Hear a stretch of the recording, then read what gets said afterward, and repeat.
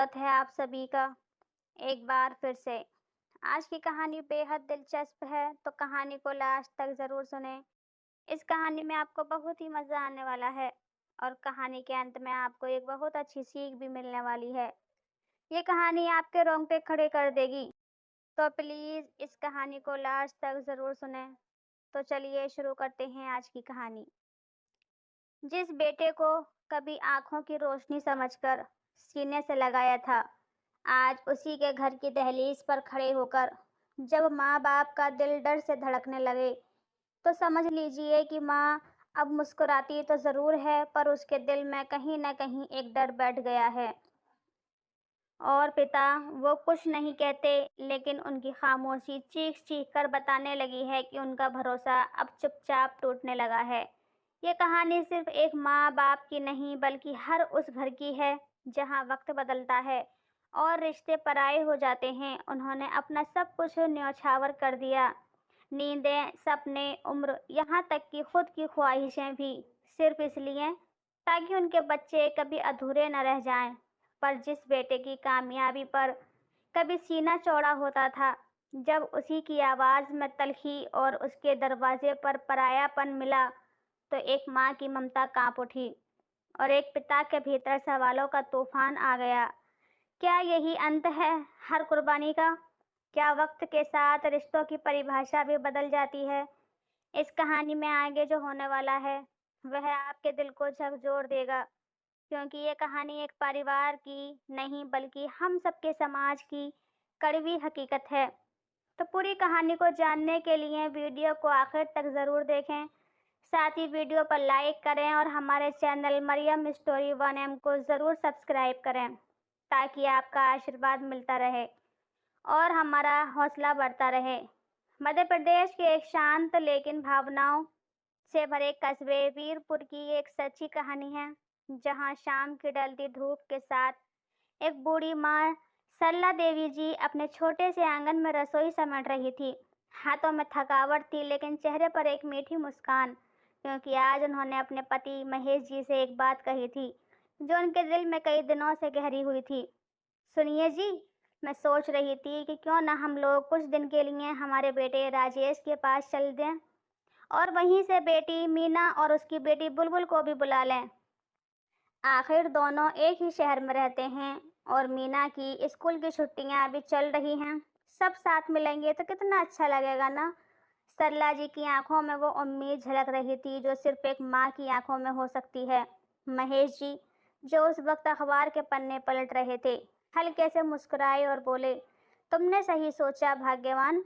चलो बच्चों से मिल लेंगे और सबीना को बार बार बुलाने की ज़रूरत भी नहीं पड़ेगी। मैं अभी रमेश को फ़ोन करके बता देता हूँ। सरला जी की आंखों में एक संतोष था, जैसे उन्होंने अपने भीतर का एक बोझ किसी प्यारे फैसले के जरिए हल्का कर लिया हो। महेश जी ने फ़ोन मिलाया, घंटी बजी, लेकिन उधर से म्यूजिक और लोगों की आवाज़ें आ रही थीं। शोरगुल भरा माहौल। बेटा, लगता है तुम व्यस्त हो, बाद में बात करता हूँ। हाँ पापा, दोस्त आए हैं, पार्टी चल रही है, बाद में बात करते हैं। फ़ोन कट गया। सरला जी बाहर आई। क्या हुआ जी? रमेश ने कुछ कहा? महेश जी ने एक हल्की सी मुस्कान जबरन चेहरे पर लाते हुए कहा, अभी दोस्तों के साथ पार्टी कर रहा है, कह रहा है बाद में बात करेगा। कोई बात नहीं, तुम तैयारी करो, परसों निकलना है। लेकिन सरला जी की आवाज़ में हल्का संकोच था। बात हो जाती तो अच्छा होता, कहीं हम सब तैयारी कर लें और उसे समय ही ना हो। महेश जी हंसे, लेकिन उस हंसी में भी कहीं एक चिंता छिपी थी। हम बेटे से मिलने जा रहे हैं, बेटा हमारे पास नहीं तो फिर समय उसे निकालना ही पड़ेगा ना। अगली सुबह रविवार थी और महेश जी को लगा कि शायद आज रमेश से बात करना आसान होगा। उन्होंने फिर से फ़ोन मिलाया। इस बार माहौल शांत था, लेकिन फ़ोन पर एक अनचाही दूरी महसूस हो रही थी। विवेक बेटा, मैं और तुम्हारी माँ कल सुबह ट्रेन से निकल रहे हैं और तुम्हारी बहन भी साथ वहीं आ रही है। सब मिलेंगे बेटा। रमेश थोड़ी देर चुप रहा, फिर धीरे से बोला, पापा, आपने आज भी शायद गलत टाइम पर फ़ोन किया। सीमा के ऑफिस के लोग घर पर आए हैं, थोड़ा असहज हो जाएगा। महेश जी ने धीमे स्वर में कहा, बेटा हमें तो कोई दिक्कत नहीं होगी, लेकिन इससे पहले कि वे बात पूरी करते, आपको नहीं पापा, हमें दिक्कत हो जाएगी। यह एक वाक्य जैसे किसी हथौड़े की तरह महेश जी के सीने पर आ गिरा हो। बगल में खड़ी सरला जी सब सुन चुकी थी। आंखों से आंसू नहीं बह रहे थे, लेकिन उनके अंदर जैसे किसी ने एक समंदर उथल पुथल कर दिया हो। इससे पहले रमेश ऐसा नहीं था। क्या सच में शादी के बाद बच्चे बदल जाते हैं? क्या एक घर, एक बीवी, एक समाज बेटे से उसके माँ बाप को छीन लेते हैं? रात को महेश जी ने खाना नहीं खाया, बस चुपचाप लेटे रहे। सल्ला जी ने कुछ नहीं कहा, लेकिन अब एक सवाल उनके चेहरे की शिकनों में दर्द हो चुका था। अब बेटी से क्या कहेंगे? कैसे समझाएंगी कि जिनके लिए पूरी जिंदगी खपा दी, वह आज उन्हें दिक्कत समझ बैठा है। सुबह की पहली किरण अभी खिड़की से झांक ही रही थी कि महेश जी की आंखें खुद ब खुद खुल गईं, और वो नींद से नहीं बल्कि बीती रात की बेचैनी, सोचों से भरे मन के कारण जागे थे। उन्होंने मोबाइल की स्क्रीन पर नजर डाली और उंगलियां कांप गईं। रमेश का कॉल। सामने बैठी सल्ला जी की आंखों में हल्की सी चमक तैर गई। शायद बेटे की आवाज़ सुनकर सुबह अच्छी हो जाए। महेश जी ने धीरे से कॉल उठाया। हेलो। रमेश की आवाज़ उस तरफ थी, लेकिन आज उसमें कल जैसी बेरुखी नहीं थी। पापा, कल मैंने जल्दी में कह दिया था कि दिक्कत हो जाएगी। सीमा से मैं बात की तो उसने कहा कि कोई दिक्कत नहीं है, आप लोग ज़रूर आइए, कोई बदलाव मत कीजिए। उस नरम आवाज़ ने जैसे एक पल के लिए कल की सारी चुभन को धुंधला कर दिया। सल्ला जी ने फ़ोन लेकर तुरंत कहा, हाँ बेटा हम आ रहे हैं, जल्दी मिलेंगे। लेकिन जब फ़ोन रखा, महेश जी की आंखें अब भी खाली दिख रही थीं। वो मुस्कुराने की कोशिश कर रहे थे, लेकिन शायद भीतर की आवाज़ कह रही थी, बहू को दिक्कत नहीं थी पर बेटे को थी। उन्होंने कुछ नहीं कहा, बस मन में ये बात दर्ज कर ली, शायद हमारी परवरिश में कोई कमी रह गई। अब दोनों पति पत्नी ने अपने कपड़े समेटने शुरू किए। कपड़ों के साथ साथ उम्मीदों की भी तय लगाने लगे। थैले में अपनी बेटी और बुलबुल के लिए छोटे छोटे उपहार रखे, और बेटी को फ़ोन करके बताया कि वे लोग निकल रहे हैं, तुम भी तैयारी करना। ट्रेन में बैठते हुए महेश जी ने रमेश को कॉल किया, बेटा हम लोग सुबह 6 बजे तक पहुंच जाएंगे। ठीक है पापा, मैं स्टेशन आ जाऊंगा, अगर थोड़ी देर हो गई तो आप लोग वहीं वेट करिएगा। महेश जी ने हल्का मुस्कुराते हुए कहा, ठीक है बेटा। लेकिन उस मुस्कान के पीछे एक लंबा मौन छुपा था। तभी कभी यही बेटा स्टेशन टाइम से पहले प्लेटफॉर्म पर खड़ा रहता था। आज पहली बार थोड़ी देर हो सकती है, जैसे बात कर रहा है। सुबह 6 बजे ट्रेन प्लेटफॉर्म पर रुकी। सल्ला जी की आंखों में एक प्यारी सी बेचैनी थी, बेटे को देखने की, उसके गले लगाने की, पर नज़रों ने जैसे ही प्लेटफॉर्म पर चक्कर काटना शुरू किया, रमेश कहीं नहीं था। महेश जी ने चिंतित होकर कॉल किया, लेकिन उधर से कोई जवाब नहीं। सल्ला जी धीरे से बोली, एक बार फिर कॉल कीजिए, सीमा ज़रूर उठाएगी। और इस बार कॉल रिसीव हुआ। उधर से रमेश की आवाज़ थी, कौन? तुम्हारा पापा बेटा, हम स्टेशन आ गए हैं। ठीक है पापा, आप लोग बुकिंग काउंटर के पास आ जाइए, मैं आता हूँ। दोनों पति धीरे धीरे बैग उठाकर आगे बढ़े। बूढ़े हाथों में थकान थी, लेकिन दिल में उम्मीद का दिया अभी भी जल रहा था। कुछ देर बाद विवेक आया, लेकिन आज चेहरा मुस्कुराया ना। आंखों में वो चमक थी जो कभी माँ बाप को देखकर आती थी। उसकी आंखें आधी नींद में थीं, चेहरा थका हुआ और गुस्से से भरा हुआ। ना पैर छुए ना कुछ पूछा, बस एक टैक्सी बुक की और बैठा दिया। पूरे रास्ते गाड़ी में सिर्फ खामोशी थी। शहर की चहल पहल बाहर थी, और एक बेटे की बेरुखी अंदर गूंज रही थी। घर पहुंचते ही रमेश बिना कुछ बोले अंदर चला गया। सीमा, जो शायद उस वक्त सो रही थी, हड़बड़ाकर उठी और सीधा बाहर आई। सल्ला जी और महेश जी के पैर छुए। खुश रहो बहू, सल्ला जी के शब्द ज़रूर थे, लेकिन उनके पीछे जो खालीपन था वह छिप नहीं पाया। सीमा फिर अंदर चली गई। कुछ देर के बाद रमेश बाहर आया और अचानक बोला, पापा उस वक्त तो मैंने कुछ नहीं कहा, लेकिन आपने फ़ोन क्यों नहीं उठाया जब मैं स्टेशन पहुंचा? मैं इतनी सुबह उठा, आप लोगों को लेने गया, और आप फ़ोन नहीं उठा रहे थे। आप भी अब लापरवाह हो गए हैं। ये शब्द जैसे किसी गर्म लोहे की तरह महेश जी के मन में धंसे। उन्होंने धीरे से सिर झुकाकर कहा, सॉरी बेटा, शायद स्टेशन पर आवाज़ें ज़्यादा थीं और इस उम्र में कान भी कम सुनते हैं। लेकिन रमेश की आवाज़ और तेज़ होती जा रही थी। जब खुद को संभाल नहीं सकते तो अकेले सफ़र क्यों करते हो? बाहर खड़ी रीना और बुलबुल सब सुन रही थीं। महेश जी ने कुछ नहीं कहा, बस चुपचाप अपने बेटे की बातें सुनते रहे, क्योंकि वे तमाशा नहीं चाहते थे, सिर्फ सम्मान चाहते थे। लेकिन जब बेटे की आंखों में भी अब सम्मान न बचा हो, तो एक पिता का खामोश रहना ही उसकी सबसे बड़ी लाचारी बन जाती है। दिन जैसे तैसे गुजरने लगा। घर में 3 पीढ़ियाँ थीं, लेकिन संवाद जैसे किसी कोने में सिसकियाँ बनकर बैठा था। रमेश और सीमा ऑफिस के लिए जल्दी जल्दी तैयार हुए। जाते जाते रमेश ने माँ और बहन से कहा, माँ दीदी आप लोग खाना खा लेना, मेड बना देगी। सीमा ने समझा दिया है उसे। उन्होंने साथ बैठने की कोशिश की, ना ये पूछा कि माँ बाप थके हैं या आराम मिला कि नहीं, जैसे रिश्ते अब सिर्फ एक औपचारिक जिम्मेदारी भर रह गई हो। सीमा ने चाय बनाई और कब सरला जी को, महेश जी और रीना को थमाई, फिर खुद भी बिना ज़्यादा बात किए ऑफिस निकल गई। अब घर में सिर्फ 3 लोग थे, सरला जी, महेश जी और रीना की बेटी बुलबुल। की उम्र भले ही छोटी थी, लेकिन उसके अंदर भावनाएं बड़ी गहराई से पनप रही थीं। वो कभी नानी के साथ बैठती, कभी नाना जी के पास जाकर बालों में हाथ फेरती, कभी अपनी माँ से पूछती, मम्मा मामू इतने गुस्से में क्यों रहते हैं? वो आपसे प्यार नहीं करते क्या? रीना आंखें झुका लेती, नहीं बेटा, वो बहुत अच्छे हैं, बस थोड़ा थक जाते हैं। लेकिन बुलबुल की मासूम आंखें ये झूठ पहचान लेती थीं, क्योंकि बच्चों की आंखें झूठ नहीं देखती, महसूस करती हैं। शाम होते होते सब लोग फिर घर लौटे। थोड़ी ही देर में डाइनिंग टेबल पर खाना सजा था। रोटियां, दाल, सब्जी, चावल और रिश्तों की बिखरी भूख। सब खाने बैठे, लेकिन उस टेबल पर सिर्फ थालियां भरी थीं, दिल नहीं।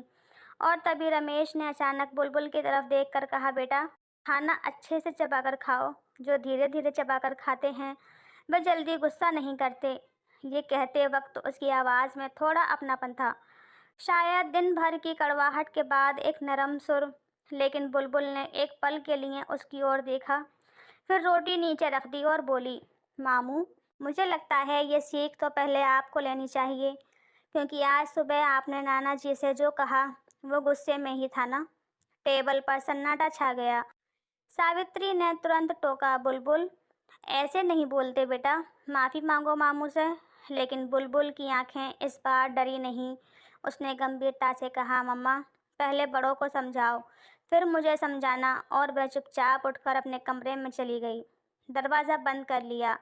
रीना की आंखें भर आईं, भैया मेरी बच्ची ने अगर कुछ गलत कहा हो तो माफ़ कर दीजिए। रमेश कुछ नहीं बोला, बस उठा और अपने कमरे में चला गया, बिना खाना खाए, बिना कुछ कहे। पूरा घर एक बार फिर चुप हो गया था, लेकिन इस बार उस चुप्पी में एक बच्ची की मासूम सच्चाई की आवाज़ गूंज रही थी, जो शायद किसी गहरे सच को छू आई थी। अगली सुबह का वातावरण भी वैसा ही था, भारी था, चुप्पी, संकोच और न बोले गए शब्दों की दीवारें। सीमा ने चाय बनाई और महेश जी को दी, फिर रमेश को चाय दी, लेकिन महेश जी ने देखा आज रमेश ने चाय को हाथ तक नहीं लगाया। सीमा नाश्ता करने बैठी और तब महेश जी ने देखा कि रमेश खुद के लिए नाश्ता निकालकर परोस रहा था। इस दृश्य ने महेश जी को चौंका दिया। बेटा बहू की इतनी सेवा कर रहा है, लेकिन माँ बाप के लिए वही बेटा एक शब्द तक नहीं बोलता। उन्होंने कुछ कहने की कोशिश की, लेकिन सरला जी ने आंखों से इशारा किया, मत कहो, बस देखो। वो इशारा था माँ का, जो हर दर्द को अपनी चुप्पी में समेट लेना जानती है। बहू और बेटा ऑफिस चले गए और थोड़ी देर के बाद बेटा फिर अचानक घर लौट आया। चेहरा थका हुआ था, आंखें लाल थीं और चाल में बेचैनी थी। वो सीधा माँ के पास आया और बोला, माँ मुझे बुरा मत मानिए, लेकिन अब ये टीवी की आवाज़, दीदी की बातें, बुलबुल की चहल पहल मुझे बर्दाश्त नहीं होती। रीना वहीं खड़ी थी और उसके चेहरे का रंग उड़ गया। भैया अगर मेरी या मेरी बेटी की वजह से आपको परेशानी हो रही है तो हम लौट जाते हैं। मेरी बेटी थोड़ी शोर करती है, लेकिन क्या अब अपनों की आवाज़ भी शोर लगने लगी है? वो रोते हुए कमरे से बाहर चली गई। उधर पूजा कर रहे महेश जी, जो अब तक चुप थे, अचानक उठ खड़े हुए। उनकी आंखों में आंसू थे और आवाज़ में वह मजबूती जो सिर्फ एक टूटे हुए पिता के शब्दों में ही आ सकती है। महेश जी धीरे धीरे पूजा से उठे, लेकिन उनके चेहरे पर अब वह शांत मुस्कान नहीं थी जो हर वक्त माँ बाप अपने बच्चों के लिए ओढ़े रहते थे। आज उनकी आंखों में नाराजगी नहीं थी, पर जो दर्द था वह किसी धार की तरह सीधा बेटे के आत्मसम्मान तक पहुंचने वाला था। उन्होंने रमेश की आंखों में आंखें डालकर कहा, बेटा, जब से हम इस घर में आए हैं मैंने बस एक बात महसूस की है कि अब हम इस घर में मेहमान हो गए हैं। न हमारे आने से किसी को खुशी हुई, न हमारे रुकने से किसी को फर्क पड़ा, और अब हमारी आवाज़ भी तुम्हें शोर लगने लगी है। रमेश कुछ कहने को उठा, लेकिन महेश जी ने हाथ उठाकर उसे रोक दिया। रुको बेटा, आज मुझे बोलने दो, क्योंकि अगर आज मैंने नहीं बोला तो शायद उम्र भर ये शब्द मेरे सीने में कांटों की तरह चुभते रहेंगे। उन्होंने सरला जी की ओर देखा जो चुपचाप रसोई में खड़ी थी, लेकिन उनकी आंखों से आंसू अब भी रुक नहीं रहे थे। बेटा, तू आज जिस ऑफिस में बैठता है, जिस घर में रह रहा है, जिस आराम में सांस ले रहा है, उसकी नींव हमने अपने सपनों से डाली थी। जब तू बच्चा था, तेरी फीस भरने के लिए हमने अपनी ज़रूरतें रोक कर तेरी फीस भरी थी। तेरे नए जूते आते थे तो हम पुराने पहन लेते थे। तेरी किताबें बदलती थीं, लेकिन हम वही अखबार बार बार पढ़ लेते थे। तू बड़ा हो, सफल हो, बस यही ख्वाहिश थी। महेश जी की आवाज़ कांपने लगी, लेकिन फिर उन्होंने अपनी आंखों की नमी पोंछी और कहा, और आज जब तू बड़ा हो गया है तो हम तेरे लिए दिक्कत हो गए हैं। घर में एक सन्नाटा छाया, जैसे दीवारें भी शर्मिंदा हो गई हों। तेरी माँ जिसने कभी अपना निवाला रोक कर तुझे खिलाया, तेरे बुखार में रात रात भर जागती रही, आज उसके लिए तेरे पास समय नहीं है।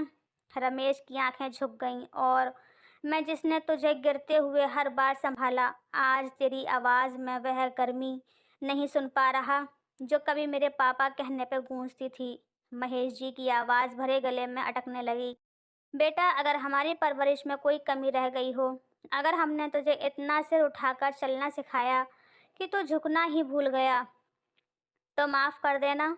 लेकिन हम तुझे ताना देने नहीं आए हैं, बस ये याद दिलाने आए हैं कि हम अभी ज़िंदा हैं, और माँ बाप जब तक ज़िंदा रहते हैं सिर्फ बेटे का भला ही सोचते हैं। सल्ला जी पीछे से आकर धीरे से बोली, महेश जी बस कीजिए, हमारा बेटा बुरा नहीं है, वो बस थोड़ा थक गया है, शायद भटक गया है, लेकिन उसकी ममता अभी मरी नहीं है। महेश जी की आंखें बंद हो गईं, और रमेश एकदम स्तब्ध खड़ा रहा। जिस पिता ने कभी ऊंची आवाज़ में बात नहीं की, आज उसके शब्द उसकी आत्मा को चीर रहे थे। वो चुपचाप अपने कमरे में गया, बिस्तर पर लेटा और तकिए में मुंह छिपाकर बस एक बात दोहराता रहा, मैं बुरा बेटा बन गया हूँ, मैं बुरा बेटा बन गया हूँ। उस दिन वह ऑफिस नहीं गया, ना किसी से मिला, ना बात की। शाम के करीब 4 बजे वह उठा, लंबा स्नान किया, इतना लंबा कि जैसे अपने भीतर जमे हुए गुस्से, अकड़ और उपेक्षा को खुद से धो देना चाहता हो, और फिर बिना कुछ कहे घर से निकल गया। बाइक स्टार्ट की और शहर की सड़कों पर यूं ही निकल पड़ा। उधर घर में एक बार फिर सन्नाटा था। सल्ला जी और महेश जी चुपचाप बैठकर बस यही सोचते रहे, क्या रमेश ने अभी समझा। बेटी रसोई में चाय बना रही थी, लेकिन उसकी आंखें बार बार दरवाजे की ओर जा रही थीं। रात के 8 बजे दरवाज़ा खुला। रमेश और सीमा साथ आए। रमेश के हाथ में एक बड़ा डिब्बा और एक प्लास्टिक का बैग था। वो चुपचाप आया और सबसे पहले बुलबुल के सामने जाकर डिब्बा खोला और कहा, ये तुम्हारे लिए है बेटा। बुलबुल ने कुछ नहीं कहा, बस हल्की सी मुस्कान दी, लेकिन उसकी आंखों में जो नमी थी वह बता रही थी कि मासूमियत ने माफ़ कर दिया है। फिर वह बैग सरला जी को देते हुए बोला, माँ, ये आपके लिए हैं। सरला जी चौंक गईं। क्या है बेटा? माँ, नई साड़ी है, लाल बॉर्डर वाली, वही जो आप हर पूजा में पहनती थी। सरला जी की आंखें भर आईं। रमेश अब महेश जी के पास आया और उनके पास बैठकर धीरे से बोला, पापा, जो कुछ आज सुबह हुआ उसके लिए माफ़ कर दीजिए। महेश जी कुछ कहने को हुए, लेकिन रमेश ने उनका हाथ पकड़ लिया। पापा, जब मैं छोटा था और रोता था तो आप मेरे बाल सहलाते थे ना, आप मेरे सर पर हाथ फेरते थे, आप मुझे प्यार से समझाते थे। आज मैं खुद से नाराज़ हूँ, क्या आप आज भी मुझे वैसे ही सहला सकते हैं? महेश जी का चेहरा काँप उठा। उन्होंने बेटे के बालों में हाथ फेरा और वह बेटा जो अब तक कठोरता का चेहरा ओढ़े बैठा था, एक मासूम बच्चे की तरह पिता के कंधे से लगकर फूट-फूट कर रो पड़ा। रमेश अब भी अपने पिता के सीने से लगा हुआ था, जैसे सालों से थमा हुआ कोई तूफान आज फूट पड़ा हो। जिस बेटे को कभी गोद में बिठाकर चलना सिखाया था, आज वही बेटा जीवन की सबसे बड़ी सीख रोते हुए माँ-बाप की गोद में पा रहा था। पापा, माँ, मुझे माफ़ कर दो। मैं खुद को कभी माफ़ नहीं कर पाऊँगा। आप लोगों को दुःख देकर मैंने सिर्फ़ आपके नहीं, अपने संस्कारों का भी अपमान किया है। सरला जी ने उसके सिर पर हाथ फेरते हुए कहा, बेटा, माँ-बाप का प्यार कभी ख़त्म नहीं होता। हमारा दिल सिर्फ़ दुखी होता है, तंग नहीं। हम तुम्हारे साथ हैं, जब तुम तकलीफ़ में थे तब भी और अब जब समझदारी में हो तभी। सीमा चुपचाप खड़ी थी, आँखों से टपकते आँसू बता रहे थे कि उसने भी महसूस किया कि शायद वह भी कहीं न कहीं रमेश की बेरुखी का हिस्सा बन गई थी। अब वह भी पास आई और सरला जी के पैरों पर झुक गई। माँ जी, बाबूजी, आपने जो सहा उसके लिए माफ़ी माँगने के लिए मेरे पास शब्द नहीं हैं। लेकिन आज से एक नई शुरुआत करते हैं, जिसमें आप ही हमारे जीवन का सबसे बड़ा हिस्सा होंगे। महेश जी की आँखों में नमी भर आई। वर्षों का स्नेह एक पल में बहा दिया। बेटी, हमें माफ़ी नहीं, बस अपनापन चाहिए।